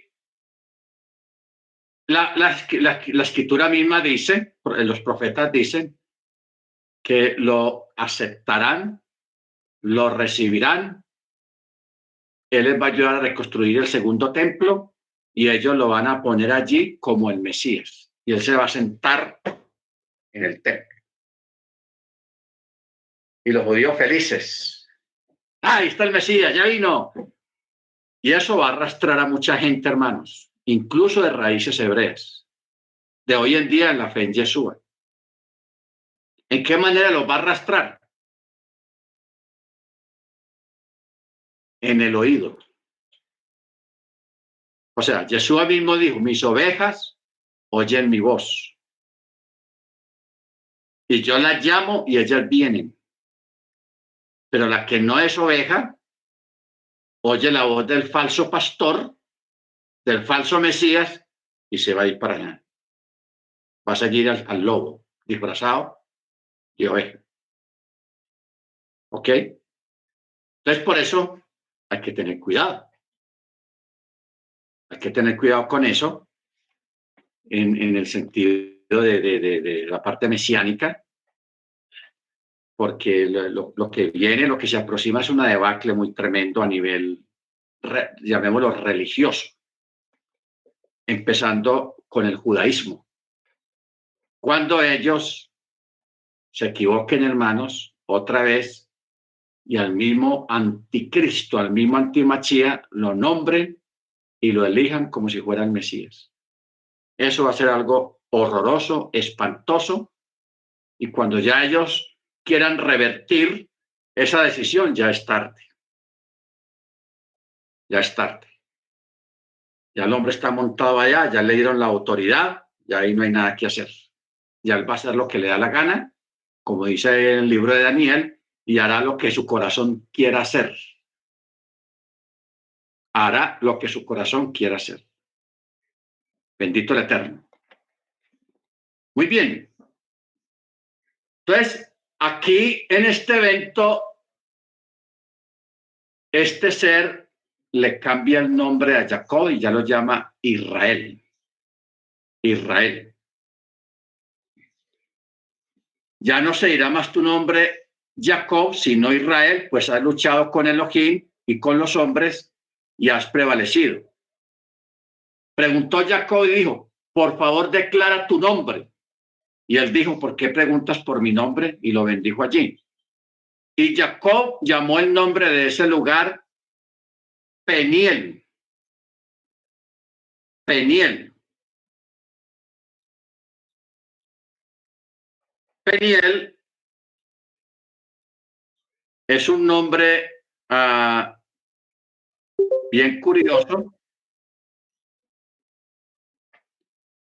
porque dice la palabra Peniel en hebreo quiere decir rostro de Yahweh. Ojo con eso, rostro de Yahweh, porque él dijo, he visto a Elohim cara a cara y he vivido y salvó mi alma, o sea, logré sobrevivir. ¿Qué quiere decir eso de he visto su rostro cara a cara? él vio la faz del Mesías, porque el Mesías es la manifestación humana al ser humano del Eterno, no la manifestación espiritual. Porque Jacob peleó, él no peleó con un espíritu, porque hay personas que piensan o enseñan o dicen que Jacob peleó con un espíritu. Los que decíamos ahora, los que el sector del judaísmo que no cree en los ángeles, ni en resurrección, ni en espíritus, todo lo espiritualizan. Entonces unos dicen que eso fue una visión, un sueño que Jacob tuvo ahí, que eso fue una visión. Otros dicen que eso fue un sueño, que fue algo como una visión, como algo espiritual. Pero nosotros sabemos que este ser, para poder irse, porque Jacob no lo quería soltar, o sea, no lo quería soltar. ¿Quién puede agarrar un espíritu si un espíritu no se ve, no es materia? Eso es imposible. Entonces, Jacob no lo quería soltar.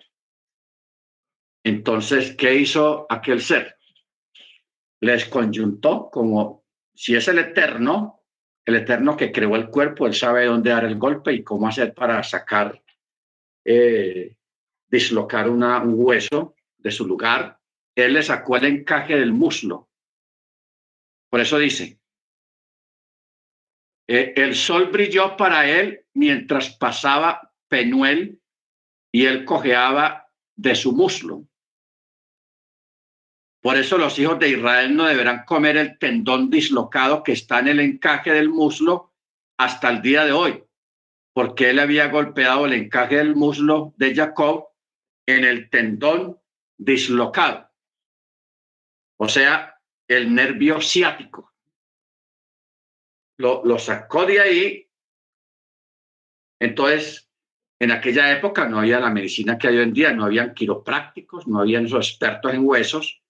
Entonces Jacob de ahí en adelante quedó cojo. Por eso dice acá, por eso los hijos de Israel no deberán, no dice no lo hacen, sino no deberán comer el tendón dislocado que está en el encaje del muslo hasta el día de hoy, porque él había golpeado el encaje del muslo de Jacob en el tendón dislocado. Por eso el judaísmo en las carnicerías, o el mismo carnicero ya sabe que esa parte del animal no se lo venden a un judío, porque el judío no come esa parte del animal, así sea barato, lo que sea, o regalado, pero no lo comen. ¿Por qué? Porque aquí está el texto. Aquí está el texto. O sea, el nervio ciático. Entonces no podemos decir que era un espíritu con el que Jacob estaba peleando y que la dislocación de su muslo fue también una dislocación espiritual. Eso es imposible, eso fue una dislocación literal. ¿Ok? No era un cojo espiritual. No, literal. Bendito sea el nombre del Eterno.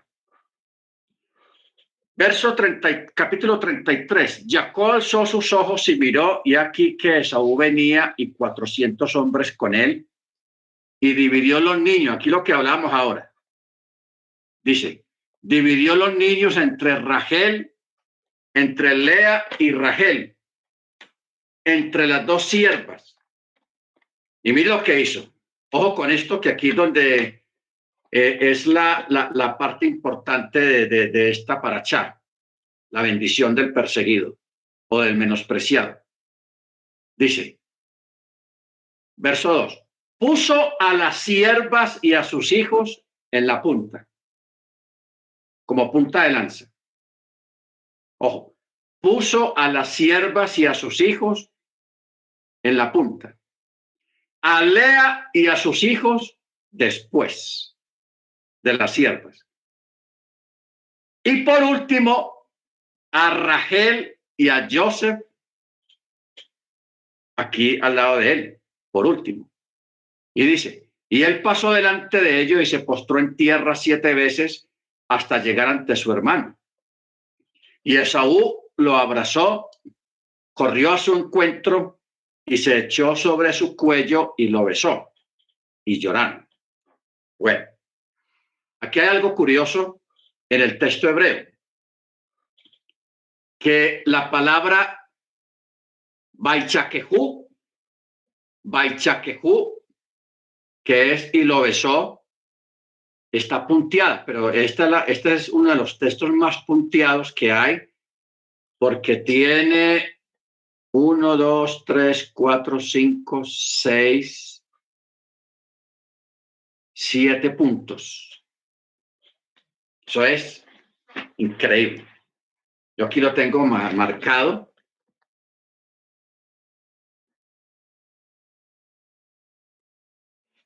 Ahí está. Se ve, no sé si se puede ver bien. Tiene un montón de puntos encima.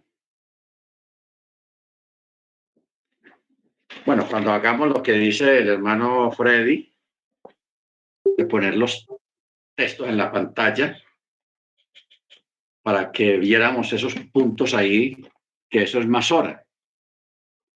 Bueno, ¿por qué está escrito estos puntos en esta palabra Baisakehu? Y lo besó. Porque hay una disparidad de pensamientos y de comentarios acerca de este evento, de qué fue lo que pasó ahí. No sé si ustedes se acuerdan hace años en una pelea de Mike Tyson, no me acuerdo, creo que fue con Holyfield. Mano Mike, ¿con quién era? Holyfield. Bueno, que Mike Tyson estaba perdiendo. Evander Holyfield. Ese era Holyfield. Ok, gracias, hermano.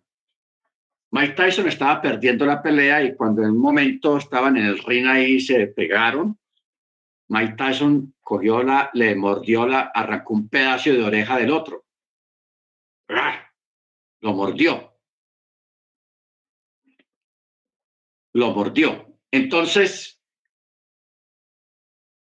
algo parecido fue lo que pasó aquí, que Esaú en ese momento emocionalmente estaba en convulsión. ¿En qué sentido estaba en convulsión? Tenía sus sentimientos encontrados.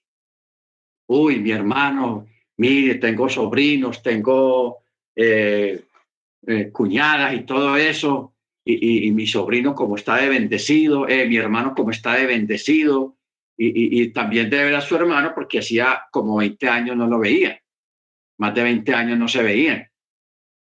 Pero también tenía esa rabia porque él quería matarlo, por eso venía con 400, porque ¿quién se va a visitar al hermano con 400 armados hasta los dientes?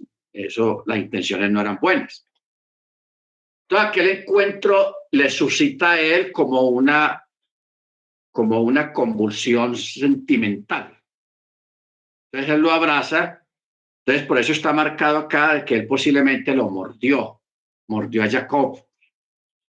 Desde ese sentimiento de hermano, pero también esa rabia al mismo tiempo. Entonces, que mira lo que dice los sabios, dicen, esta palabra está señalada con puntos en el texto hebreo. Sobre el significado de estos puntos hay una diferencia de opinión en una baraita del comentario Sifré.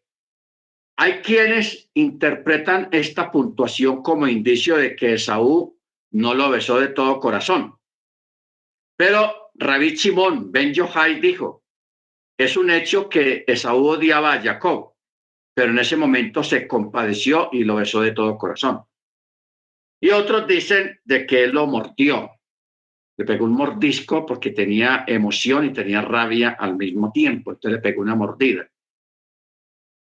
Por eso es que está punteado ese texto ahí.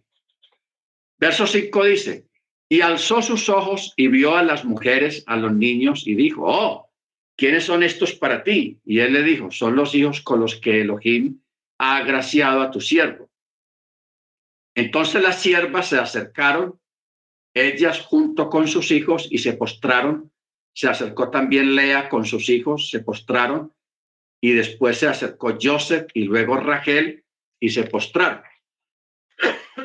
Y Esaú dijo, ¿para qué tienes todo este campamento que encontré? Y dijo, y Jacob le dijo, para hallar gracia en los ojos de mi señor. Esaú dijo, tengo demasiado, hermano mío, sea para ti lo que es tuyo. Y Jacob insiste y dijo, no, por favor, si ahora he hallado gracia en tus ojos, toma este obsequio de mis manos, puesto que he visto tu rostro, como ver el rostro de un ser divino. O sea, el texto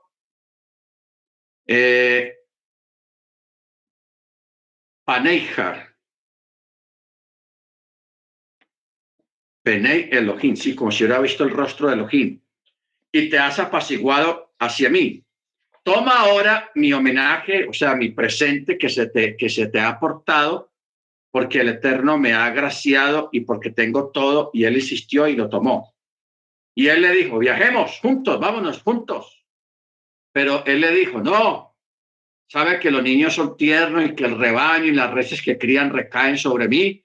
Si se les presiona un día, morirá todo el rebaño. Por favor, que mi señor pase delante de su siervo y yo andaré a mi paso lento, al paso de la hacienda que está ante mí y al paso de los niños hasta que llegue hasta mi señor a Seir. Entonces Esaú dijo, deja que asigne contigo a algunos de la gente que está conmigo, pero él le dijo, ¿para qué esto? Halle yo gracia en los ojos de mi señor. Entonces Esaú regresó ese mismo día a su camino hacia Seir, y Jacob viajó hacia Sucot y construyó para sí una casa y para su ganado hizo cabañas. Por eso llamó el nombre del lugar Sucot, o sea, cabañas.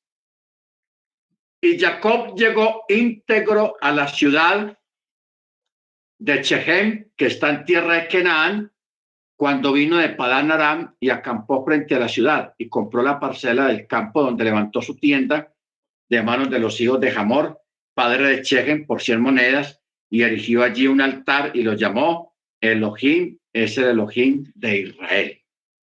Amén. Baruch Hachón. Y Dina, la hija de Lea, a quien ella había dado a luz para Jacob, salió para ver a las hijas del país, y Shechem, hijo de Jibí, Hamor, el príncipe de aquella tierra, la vio y la tomó y se acostó con ella y la humilló, y su alma se apegó a Diná, hija de Jacob, y amó a la joven y habló al corazón de la joven. Entonces Shechem habló a su padre Hamor diciendo, ay, toma para mí a esta niña como esposa. Y Jacob oyó que había mancillado a su hija Diná mientras sus hijos estaban con el ganado en el campo, y Jacob cayó hasta su regreso. Y Hamor, padre de Shechem, salió a encontrarse con Jacob para hablar con él. Y los hijos de Jacob llegaron del campo, y cuando lo oyeron se entristecieron los varones y se enfurecieron mucho, pues vileza había hecho en Israel al acostarse con la hija de Jacob, lo que no debía de hacerse. Entonces Hamor habló con ellos diciendo, el alma de mi hijo Shechem ansía a su hija, por favor, dénsela como esposa y cánsese con nosotros, den sus hijas para nosotros y tomen a nuestras hijas para ustedes y habiten con nosotros. La tierra estará delante de ustedes. Establezcanse, comercien en ella y tomen posesión en ella. Y Shechem dijo a su padre y a sus hermanos, halle yo gracia en sus ojos y lo que ustedes me digan lo daré. Pídanme en abundancia el contrato matrimonial y los obsequios que yo daré cuando ustedes digan, pero denme la joven como esposa. Y los hijos de Jacob respondieron a Shechem y a su padre Hamor con astucia y hablaron, porque él había mancillado a su hermana Diná. Y les dijeron, no podemos hacer esto, dar nuestra hermana a un hombre que tenga prepucio, pues es oprobio para nosotros. Solo con esta condición consentiremos. Si ustedes fueran como nosotros al ser circuncidados, todos sus varones, entonces les daremos a nuestras hijas y tomaremos a las hijas de ustedes para nosotros y habitaremos con ustedes y seremos un solo pueblo. Pero si no nos escuchan para ser circuncidados, entonces tomaremos a nuestra hija y nos vamos de aquí. Sus palabras fueron bien recibidas por Hamor y por Shechem, hijo de Hamor, y el joven no tardó en hacer eso, ya que ansiaba la hija de Jacob, y él era el más honorable de toda la casa de su padre. Hamor y su hijo Shechem llegaron a la puerta de la ciudad y hablaron a los hombres de la ciudad diciendo: estos hombres son pacíficos con nosotros, que habiten en esta tierra y comercien en ella, pues he aquí que la tierra es bastante amplia delante de ellos. A sus hijas tomaremos para nosotros como esposas y les daremos a nuestras hijas, pero solo con esto consentirán los varones en habitar con nosotros, para ser un solo pueblo, que sea circuncidado de nosotros todo varón, al igual que ellos están circuncidados. Sus ganados, sus bienes y todos sus animales no serán nuestros, solo consintamos con ellos y habitarán con nosotros. Todos los que salían por la puerta de la ciudad escucharon a Hamor y a su hijo Shechem y circuncidaron a todo varón y a todos los que salían por la puerta de la ciudad.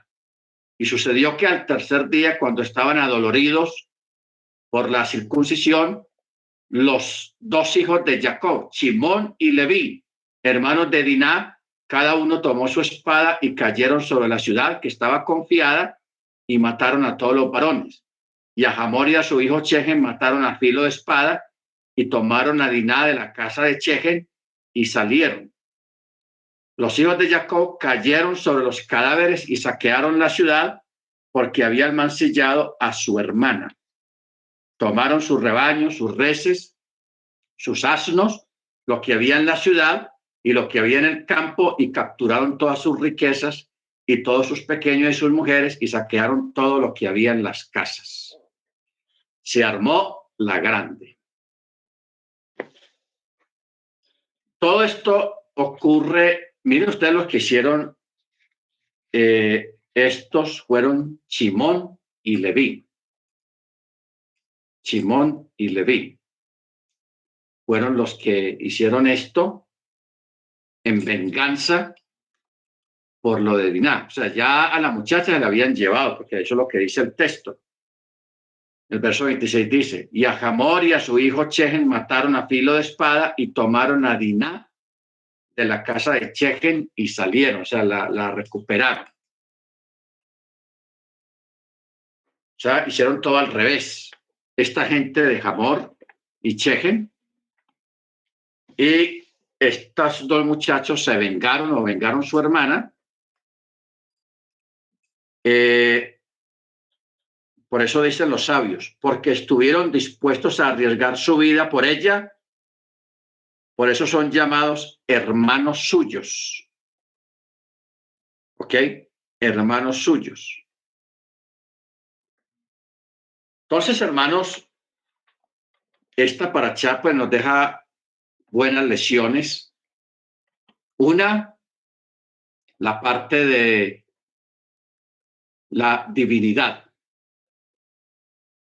La otra, la bendición del perseguido o del que es menospreciado. ¿Ok? Usted no olvide, mientras más hablen mal de usted, mientras más le monten la perseguidora a usted, no se preocupe, lo están bendiciendo. Y el que lo hace, el que hace este tipo de cosas, no se imagina lo que está haciendo. Está bendiciendo al otro. Entonces uno piensa que uno hablando mal de la otra persona, así sea verdad lo que digan, porque no estamos hablando de decir mentiras, así sea verdad lo que digan, pero estás bendiciendo a la otra persona. ¿Ok? Entonces es mejor bendecir y no maldigáis. Baruch Hashem. Muy bien, hermanos, vamos a parar acá porque por aquí ya cayó el sol. Ya cayó el sol. Vamos a pedir al hermano Michael, es tan amable, nos prepara el Shema, el sonido del chofar, hermano Michael.